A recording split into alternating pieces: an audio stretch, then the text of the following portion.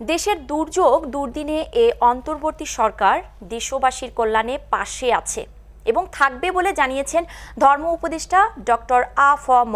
খালিদ হোসেন। বৃহস্পতিবার সকালে লক্ষ্মীপুর সদর উপজেলার তেওয়ারীগঞ্জ ইউনিয়নের চরমটুয়া আল আরাবিয়া দারুল উলুম মাদ্রাসা প্রাঙ্গণে ত্রাণ সামগ্রী বিতরণকালে প্রধান অতিথির বক্তব্যে তিনি এসব কথা বলেন। এ সময় ধর্ম উপদেষ্টা বলেন, ফেনীতে বেসরকারি উদ্যোগে 1 কোটি টাকা ব্যয়ে একটি বাঁধ নির্মাণ করা হচ্ছে, সেখানেও সরকারি উদ্যোগে কাজ চলছে। ইনশাআল্লাহ এ চলমান পরিস্থিতি থেকে আমরা উদ্ধার হব। আমরা বেশি করে আল্লাহর সাহায্য চাইব। পাশাপাশি আলেম ওলামারাও মানুষের পাশে আছেন। আমরা লক্ষ্য করছি ফেনী, নোয়াখালী ও লক্ষ্মীপুরে বানভাসী মানুষের সেবায় আলেম ওলামা, মাদ্রাসা শিক্ষার্থীরা ঝাঁপিয়ে পড়ছে।